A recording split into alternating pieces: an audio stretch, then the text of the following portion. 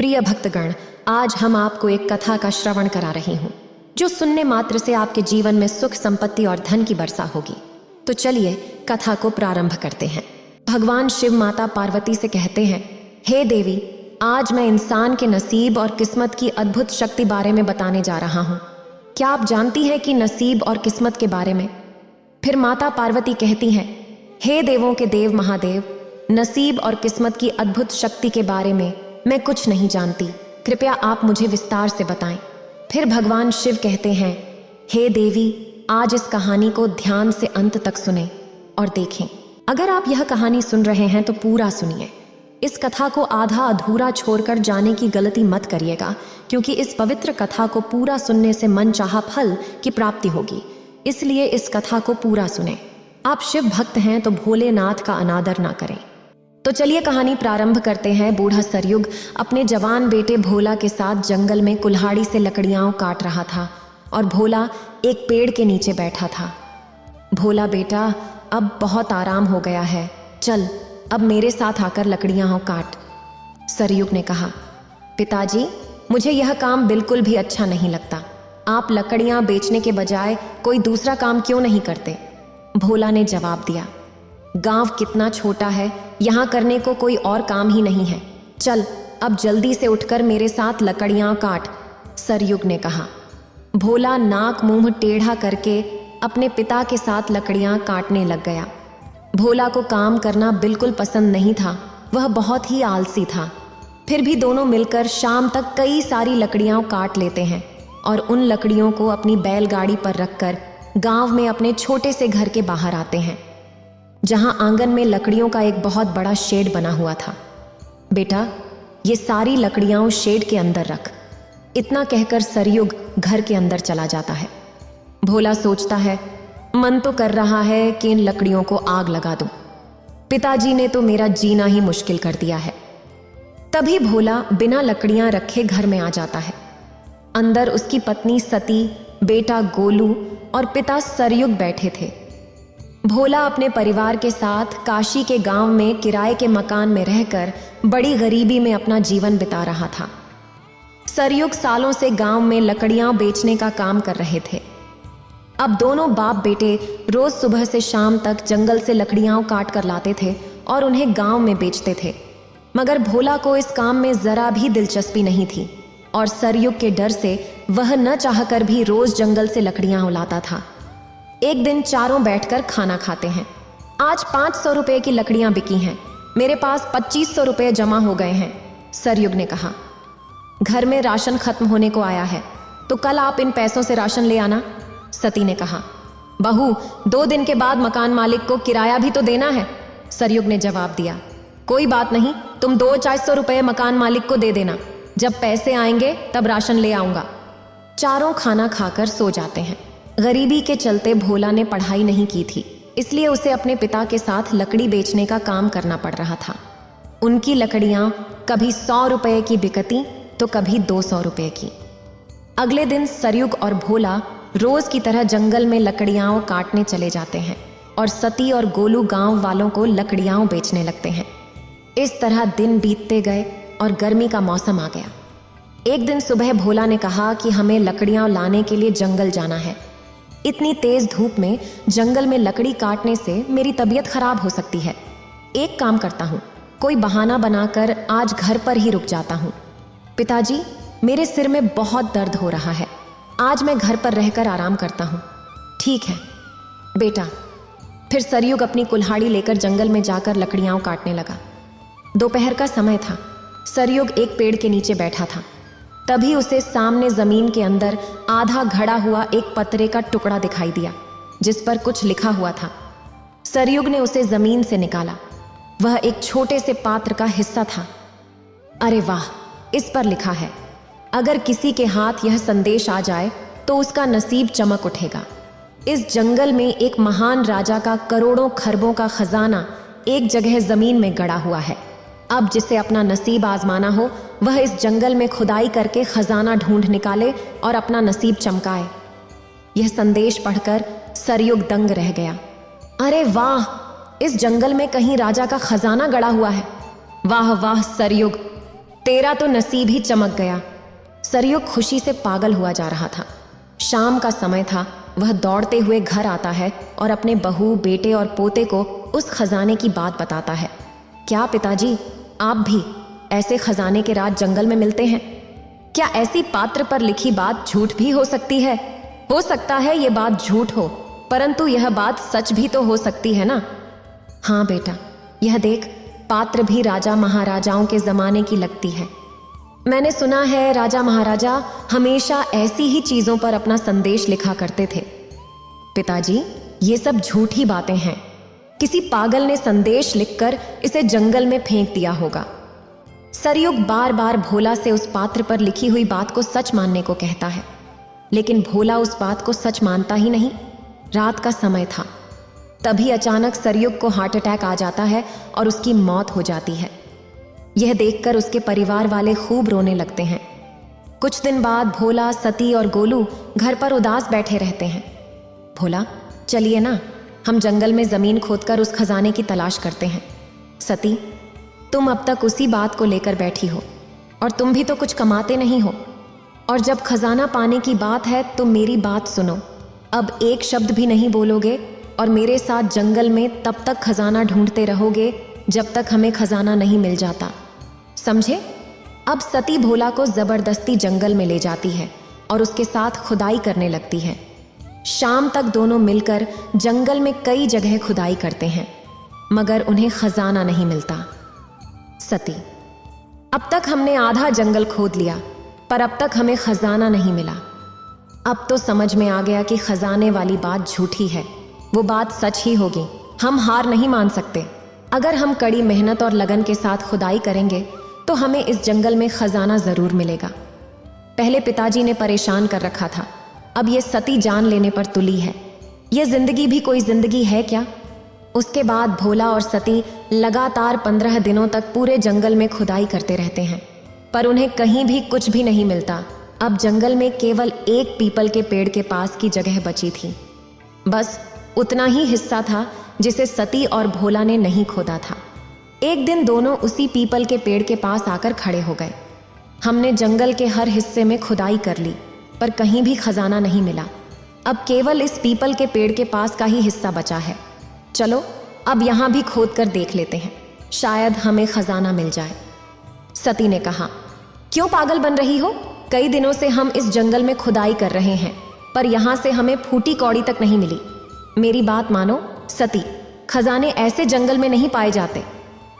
भोला ने सती को काफी देर तक समझाया। अंत में सती ने भोला की बात मान ली। लगता है आप सही कह रहे हो राजा। महाराजा अपना खजाना जंगल में क्यों गाड़ेंगे? चलिए अब हमें चलना चाहिए। तभी दोनों निराश होकर वहां से चले गए। उसके बाद उसी पीपल के विशाल पेड़ के पास एक परी प्रकट हुई। सती और भोला तो चले गए। खजाने को पाने के लिए उन दोनों ने कितनी मेहनत की, मगर जब वे खजाने के बिल्कुल करीब थे तो उनका उस संदेश से भरोसा उठ गया। सती, भोला, खजाना इसी पीपल के पेड़ के नीचे है। वह संदेश सही है। मैं सदियों से इस खजाने की रक्षा करती आ रही हूँ। काश वे दोनों यहाँ खुदाई कर लेते तो उन्हें खजाना मिल जाता। उधर सती और भोला मायूस होकर घर पहुँचते हैं। देखो, मुझे माफ कर दो भोला, मैंने तुम्हें बहुत परेशान किया। सती कहती है, ये खजाना वजाना परियों की कहानियों में ही अच्छा लगता है। असलियत में न तो खजाना होता है और ना ही परियां। उधर परी कहती है, मैं चाहती हूं कि यह खजाना सती और भोला को ही मिले, पर क्या करूं, यह बात मैं उन्हें बता भी नहीं सकती। अगर मैंने इस खजाने का राज किसी को बताया तो यह खजाना अपने आप ही गायब हो जाएगा। परी सोचती है, मुझे किसी तरह सती को एहसास दिलाना होगा कि खजाना यहीं पर है। मैं चाहती हूं कि खजाना सती को ही मिले। अगर परी अपने मुंह से किसी को भी खजाने का राज बता देती तो वो खजाना अपने आप गायब हो जाता। इसलिए परी सती को खजाने के बारे में किसी और तरीके से बताने के इरादे से कुछ दिन बाद सती के घर के बाहर प्रकट होती है। सती हो जी? हाँ अम्मा, मैं ही सती हूँ। कहिए, मैं आपकी क्या सेवा कर सकती हूँ? बिटिया, जो तेरा काम अधूरा बचा है उसे पूरा कर दे, यही मेरी सेवा है। इतना कहकर वह बुढ़िया, जो असल में एक परी थी, वहां से चली जाती है। ये अम्मा जी किस अधूरे काम की बात कर रही थीं। लगता है बढ़ती उम्र के कारण उनका दिमागी संतुलन ठीक नहीं है। सती को बुढ़िया की बात समझ में नहीं आती और उसके बाद वह परी रोज बुढ़िया का रूप धारण कर सती के घर आती है और रोज वही बात कहती है, पर सती को उसका इशारा समझ में नहीं आता। एक दिन वह परी जंगल में बैठी सोच रही थी, सती मेरा इशारा समझ नहीं रही है, अब क्या करूं? खजाने का राज उसे कैसे बताऊं? अगले दिन परी फिर बुढ़िया बनकर सती के घर के बाहर आती है। तभी सती का बेटा गोलू वहां खेल रहा होता है। एक काम करती हूँ, सती के बेटे को बेहोश करके पीपल पेड़ के पास मैं फेंक देती हूँ और अपने बेटे को ढूंढते हुए वे वहां जरूर आएंगे और हो सकता है मेरा इशारा समझ जाएं। यह सोचकर परी गोलू के पास आती है और उसे अपने जादू से बेहोश करके उसी जंगल में पीपल के पेड़ के नीचे लिटा देती है। इधर भोला और सती गोलू को ढूंढते हुए थक चुके थे। अगली सुबह भोला कहता है, मुझे गोलू की चिंता हो रही है, रात भर कहाँ रहा होगा? सती कहती है, गोलू कहीं जंगल में तो नहीं गया, हम उसे ढूंढने वहां तो गए ही नहीं। गोलू को ढूंढने दोनों जंगल जाते हैं और देखते हैं कि गोलू उसी पीपल के पेड़ के नीचे बेहोश पड़ा है। गोलू गोलू गोलू, हे महादेव, मेरे बेटे को क्या हो गया? भोला पानी छिड़क कर गोलू को होश में लाता है और गोलू के होश में आते ही तीनों अपने घर की ओर जाने लगते हैं। तभी वो परी प्रकट होती है। अरे ये लोग तो जा रहे हैं, मुझे इन्हें किसी भी तरह रोकना होगा। फिर परी ने अपने जादू से सती और भोला के सामने 2 कुदालें रख देती हैं। ये कुदालें यहाँ किसने रखा है? भोला ने कुदाल उठाते हुए कहा। तभी सती की नज़र पीपल के पेड़ के नीचे पड़ी। भोला, ये कुदालें हमें कुछ कहना चाहती हैं। याद करो, हमने जंगल का इतना हिस्सा नहीं खोदा था, क्यों ना हम यहाँ भी खोद कर देख लें, शायद हमें खजाना मिल जाए। भोला ने सती की बात मान ली। दोनों ने पीपल के पेड़ के नीचे खुदाई शुरू की और वहां उन्हें सच में राजा का खरबों रुपये का खजाना मिल गया। हाँ, खजाना है। सती देखो, खजाना, इतना सारा खजाना, हम तो माला माल हो गए, हमें खजाना मिल गया। तीनों खुशी से पागल हो रहे थे। असल में ये सब नसीब का खेल था। तीनों को इतना खुश देखकर परी भी बहुत खुश हुई। इसके बाद सती और भोला खजाने को लेकर हमेशा के लिए शहर चले गए और मजे से अपना जीवन बिताने लगे। भोला और सती के पास इतना खजाना था कि अगर वे जीवन भर बैठकर खाएं तब भी वह खजाना खत्म नहीं होगा। इस तरह एक गरीब परिवार की किस्मत चमक गई। उसी गांव में सोहन नाम का एक व्यापारी रहता था। सोहन के पास धन की कोई कमी नहीं थी, लेकिन वह बहुत कंजूस था। उसने कभी किसी गरीब या जरूरतमंद को एक दाना भी नहीं दिया था। सेठ भगवान से बहुत डरता था और रोज पूजा अर्चना करता था। एक दिन सोहन अपने घर में पूजा कर रहा था, तभी उसका मुनीब बंशी वहां आया। सेठ जी, गांव में महाशिवरात्रि का त्योहार मनाया जाने वाला है। सभी लोग कुछ न कुछ चंदा दे रहे हैं। आप कहें तो आपकी ओर से मैं भी कुछ भेंट कर दूं। सोहन ने कहा, ऐसे धर्म के कार्य में तो जरूर हिस्सा लेना चाहिए, आखिर तभी तो परलोक में स्वर्ग की प्राप्ति होती है। तुम एक काम करो, भंडार घर में जो पीछे की ओर अनाज की बोरी रखी है उसे भंडारे के लिए दान में दे दो। बंशी ने कहा, सेठ जी, वह अनाज तो खराब हो चुका है, उसे कैसे दे सकते हैं? सोहन ने जवाब दिया, अनाज कभी खराब नहीं होता। अनाज की कीमत एक भूखे आदमी से जाकर पूछो। तुम क्या चाहते हो, इतना सारा अनाज यूं ही फेंक दूं? एक काम करो, उसमें थोड़ा अच्छा गेहूं मिलाकर उसे पिसवा दो और मंदिर तक पहुंचा दो। सेठ की बात सुनकर मुनीब बंशी चक्कर खा गया। सेठ के कर्म तो इतने बुरे हैं और इच्छा तो देखो, स्वर्ग जाने की करते हैं। ऐसे धूर्त आदमी को भला स्वर्ग की प्राप्ति कैसे हो सकती है? मुनीब अपने कर्तव्य से बंधा हुआ था, इसलिए न चाहते हुए भी वह आटे की बोरियां मंदिर में दे आता है। भंडारे में सेठ के दिए हुए सड़े अनाज की पूरियां बनती हैं, जिसे पूरा गांव खा लेता है। अगले दिन गांव में हर तरफ लोग उल्टियां करते दिखाई दे रहे थे। सड़े हुए अनाज ने अपना काम कर दिया था। मुनीब घर लौटता है तो देखता है उसका बेटा भी उल्टियां कर रहा है। बेटा सोनू कहता है, पिताजी, क्या आपने भी कल भंडारे से खाना खाया था? हाँ बेटा, लेकिन अब न जाने क्यों मेरे पेट में मरोड़ उठ रही हैं और उल्टियां हो रही हैं। मुनीब को समझते देर न लगी कि ये सब उसी सड़े अनाज के कारण हो रहा है। अपने बेटे की ऐसी हालत देखकर मुनीब उसे अस्पताल ले जाता है। डॉक्टर के उपचार से कुछ ही दिन में वह बिल्कुल ठीक हो जाता है। सोनू तो ठीक हो गया था, किंतु अब मुनीब सेठ से उसके बुरे कर्म का बदला लेना चाहता था, ताकि आगे से वह इस तरह लोगों की जिंदगी से न खेले। कुछ दिन बीत जाते हैं। एक दिन मुनीब अपने बेटे को एक किताब पढ़ते देखता है, जिसमें अकबर बीरबल के किस्से लिखे हुए थे। सोनू बेटा, ये कौन सी कहानी पढ़ रहे हो? पिताजी, इसमें बीरबल की चतुराई की कहानियां हैं। बीरबल ने स्वर्ग यात्रा के नाम पर कैसे अकबर को सही गलत समझाया, इस कहानी में वही बताया गया है। स्वर्ग की बात सुनकर बंशी सोनू के हाथ से किताब लेकर पढ़ने लगता है अब बीरबल बनकर इस मामले को सही गलत समझाने का समय आ गया है। बंशी पूरी योजना तैयार कर लेता है और गांव के ही नाई के पास पहुंच जाता है। भाई, आज आपसे एक मदद मांगने आया हूं। बोलो बंशी भाई, क्या बात है? 3 दिन पहले पूरे गांव में उल्टी और पेट दर्द से लोग बेहाल थे। वो मेरे सेठ सोहन के कारण हुआ था। उन्होंने सड़ा गला अनाज भंडारे में दान कर दिया, जिसके कारण पूरे गांव की ऐसी हालत हो गई। ये तो बहुत गलत बात है भाई। वो सड़ा हुआ अनाज खाने के कारण गांव के कई बूढ़े और बच्चों की मौत हो गई है। उस दुष्ट पापी को तो सजा मिलनी ही चाहिए, लेकिन हम कर ही क्या सकते हैं? बस तुम्हें सेठ के घर उनकी दाढ़ी बनाने जाना है। इसके बाद बंशी नाई के कान में फुसफुसाते हुए पूरा प्लान समझा देता है। अगले दिन नाई सेठ के दरवाजे पर पहुंच जाता है। अरे सेठ जी, आप तो कई दिनों से हमारी दुकान पर आए ही नहीं, तो मैंने सोचा आज मैं खुद आकर आपकी हजामत बना दूं। नाई दाढ़ी बनाते हुए इधर उधर की बातें करना शुरू कर देता है। हुजूर, आपके बारे में बार बार कह रहा है, इसका मतलब तो आप समझते ही होंगे। कहने की भाषा में कैसे समझ सकता हूं? तुम समझते हैं क्या? बिल्कुल हुजूर, मैं समझता हूं। अच्छा तो बताओ, ये कौवा क्या बोल रहा है? ये कौवा कह रहा है कि वो आपके माता पिता और दादा की खबर लेकर आया है। वो आपको स्वर्ग में बहुत याद करते हैं। क्या सचमुच ये मेरे पूर्वजों का संदेश देने आया है? हाँ, बार बार कह रहा है कि आप तो उन सभी को भूल ही गए हो। आपने आज तक उनकी खोज खबर लेने के लिए किसी को नहीं भेजा। ये क्या बोल रहे हो तुम? भला कोई जीवित आदमी स्वर्ग में जाकर किसी की खोज खबर कैसे ले सकता है? आप तो बहुत भोले हैं हुजूर। क्या आप सच में नहीं जानते कि स्वर्ग की यात्रा की जा सकती है?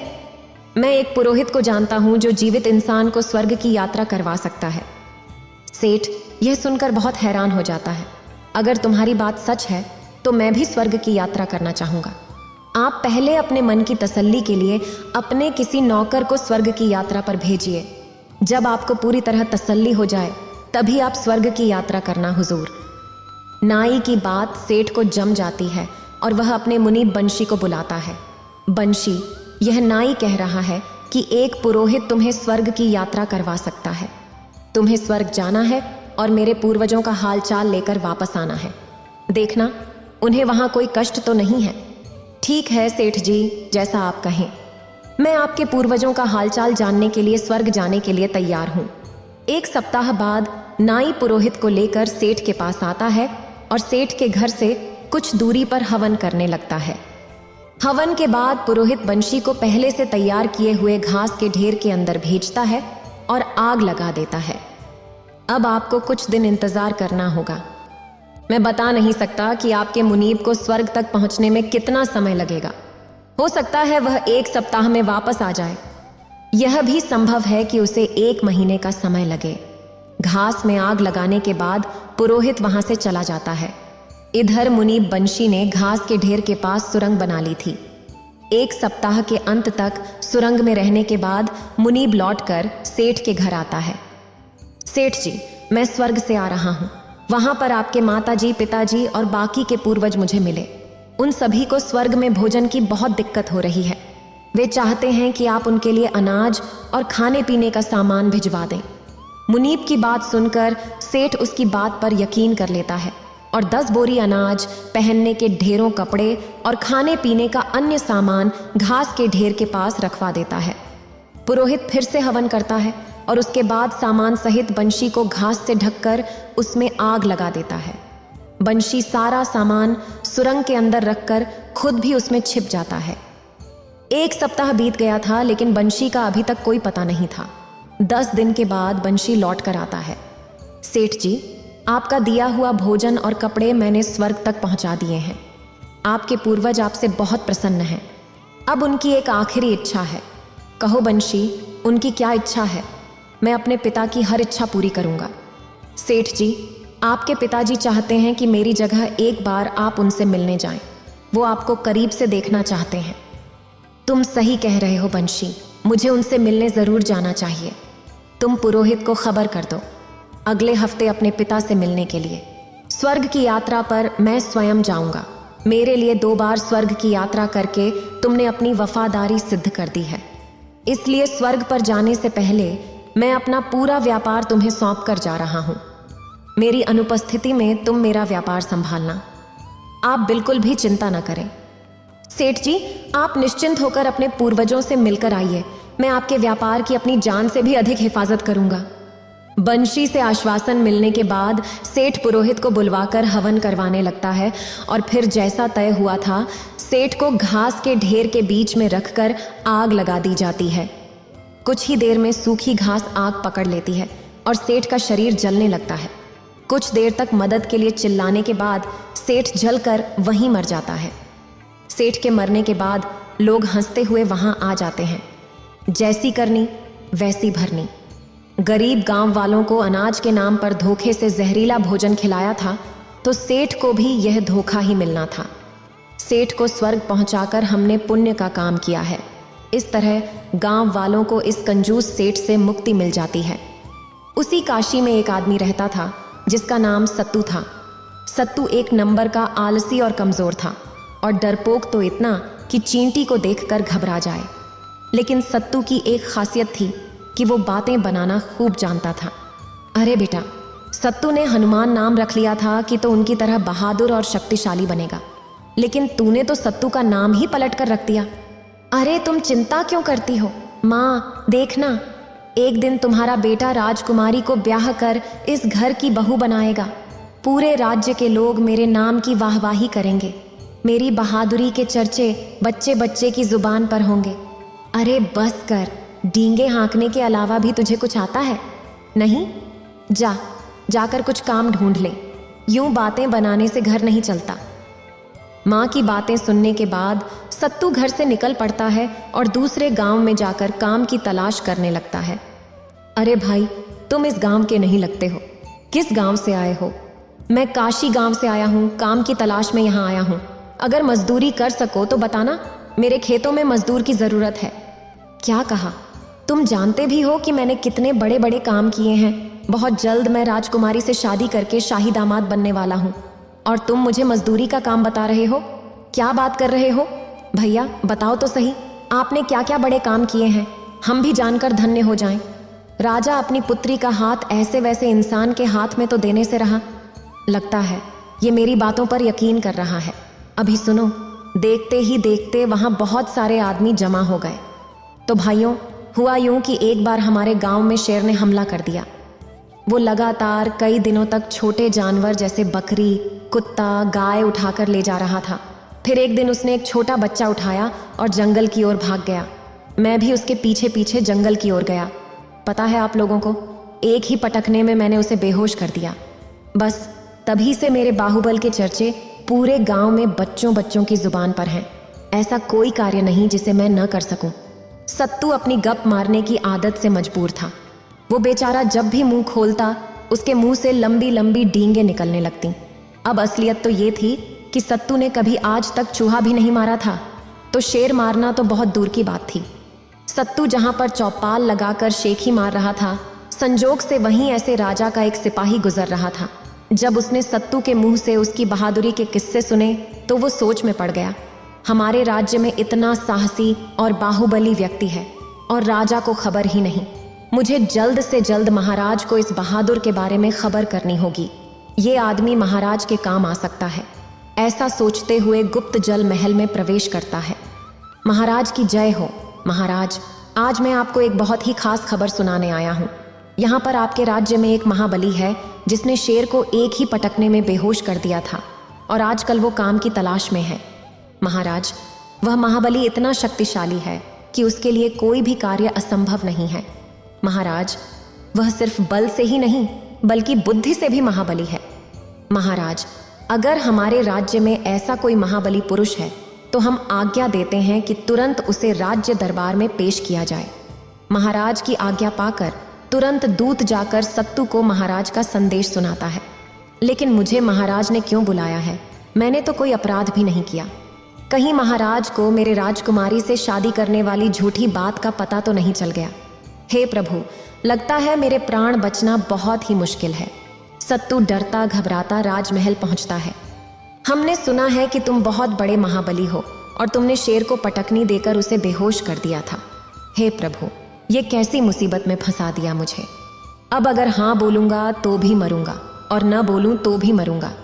जी महाराज, आपने बिल्कुल सही सुना है। तो तुम आज तक कहाँ छिपे बैठे थे? तुम्हारे जैसे वीर बलशाली को काम ढूंढने की कोई आवश्यकता नहीं है। आज से तुम शाही सदस्य हुए, मतलब इस राज्य दरबार की शान। क्या सचमुच? हाँ, अब तुम आराम से अपने घर जाओ और कल से समय से दरबार में आ जाना। सत्तू खुश होता हुआ अपने घर पहुंचता है और अपनी माँ को सारी बातें बताने लगता है। देखा, मैं कहता था ना कि एक दिन मुझे बहुत बड़ी नौकरी मिलेगी। मुझे खुद महाराज ने अपने राज्य दरबार में बुलाया और अपने शाही दरबार में नौकरी दी। अब तुम देखती जाओ, मैं कुछ ही दिनों में राजकुमारी को तुम्हारी बहू जरूर बनाऊंगा। अरे वाह बेटा, तू सच बोल रहा है क्या? मैं तो तुझे जीवन भर से नालायक ही समझ रही थी, लेकिन तूने तो जो कहा वो कर दिखाया। अगले दिन सत्तू राजमहल पहुंच जाता है। महाराज, राजकुमारी की तनाव की समस्या तो बढ़ती ही जा रही है। उन्होंने तो मुंह से एक शब्द भी कहना बंद कर दिया है। अगर वह ऐसे ही रहीं तो यह तनाव उनके लिए जानलेवा हो जाएगा। हम सब तो उपाय कर करके थक गए हैं। सत्तू, आप राज दरबार में नए नए आए हैं, आप कुछ उपाय कीजिए। क्या कहा मैंने? अच्छा, मैं कोशिश करता हूँ। सत्तू राजकुमारी को शहर घुमाने के लिए नदी के किनारे ले जाता है और पूरे रास्ते अपनी बहादुरी के झूठे किस्से सुनाता रहता है। पहली कहानी के बाद दूसरी और फिर तीसरी कहानी सुनाता रहता है और शाम हो जाती है। उसके बाद सत्तू राजकुमारी को लेकर महल लौट आता है। अगले दिन राजमहल में सत्तू से पूछा जाता है, सत्तू, कल आप राजकुमारी को सैर पर लेकर गए थे, क्या राजकुमारी ने आपके साथ कोई बात की?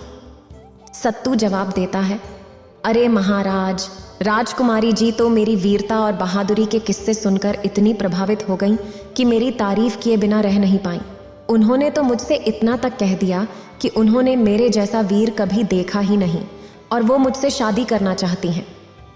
राजकुमारी, जो बहुत देर से सत्तू की डींगे सुन रही थी, अचानक जोर जोर से हंसने लगती है। क्या कहा तुमने? मैंने तुमसे कहा कि मैं तुमसे शादी करूंगी।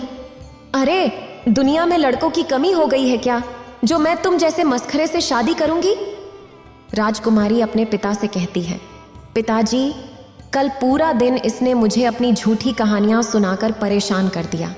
मैंने तो इसे एक शब्द भी नहीं कहा था और ये आपको झूठी कहानियां सुना रहा है। और इसकी हिम्मत तो देखिए, सीधा मुझसे शादी करने की बात कर रहा है। सत्तू कहता है, देखा महाराज, देखा आपने, राजकुमारी इतने नीम हकीम और राजवैद्यों के इलाज से भी ठीक नहीं हो सकी। आरोप वो मेरे पराक्रम के आगे झट से बोल पड़ी। यह शादी वाली कहानी तो मैंने आपको जानबूझकर सुनाई थी ताकि राजकुमारी जी कुछ तो कहें। मान गए आपको सत्तू, आपने आज फिर से एक असंभव कार्य दिखाया है। तभी एक सैनिक आता है और कहता है, महाराज, पड़ोसी देश ने आक्रमण कर दिया है।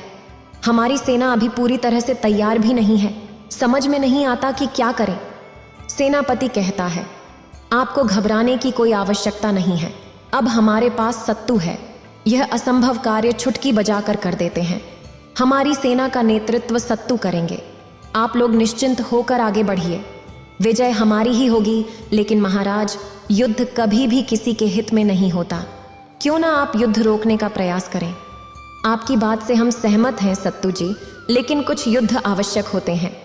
आप जाइए। हमें पूरा यकीन है कि आप अवश्य ही यह युद्ध जीतकर वापस आएंगे और हम आपकी शादी राजकुमारी के साथ धूमधाम से कराएंगे। यह वादा रहा मेरा। हे महादेव, मैंने तो अपने जीवन में एक चींटी भी नहीं मारी है और महाराज मुझसे युद्ध लड़वाना चाहते हैं।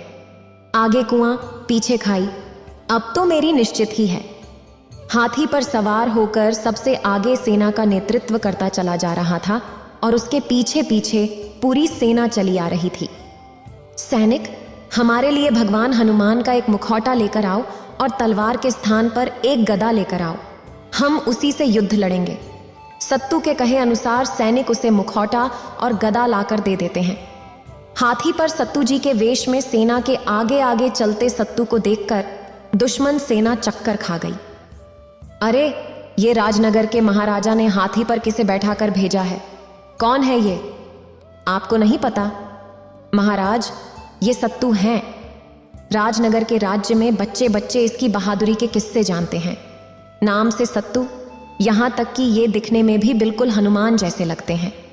कहीं ये हनुमान जी के अवतार तो नहीं हो सकते? महाराज, आपकी बात सही निकली तो हमारी हार तो निश्चित है। सैनिक से बात करते समय सेनापति का ध्यान सत्तू से हट गया था। मौके का फायदा उठाकर सत्तू ने अपनी गदा फेंककर सेनापति के सिर पर प्रहार कर दिया। सेनापति एक ही बार में जमीन पर गिर गया। सेनापति के गिरते ही दुश्मन सेना में डर की लहर दौड़ गई और वे तितर बितर होकर भागने लगे। भागो, महाबली ने एक ही बार में सेनापति को मार गिराया, ये हमें भी नहीं छोड़ने वाले, भागो। कुछ ही देर में सत्तू से डरकर सारी सेना भाग खड़ी हुई। राजनगर राज्य युद्ध में निर्विरोध विजयी हुआ। सत्तू को कंधे पर बैठाकर सभी सैनिक राज्य की ओर लौट गए। आपने दो असंभव प्रतीत होते हुए कार्य को भी संभव कर दिखाया। आपके बल और बुद्धि के आगे हम नतमस्तक हैं। आज से राजकुमारी आपकी हुई।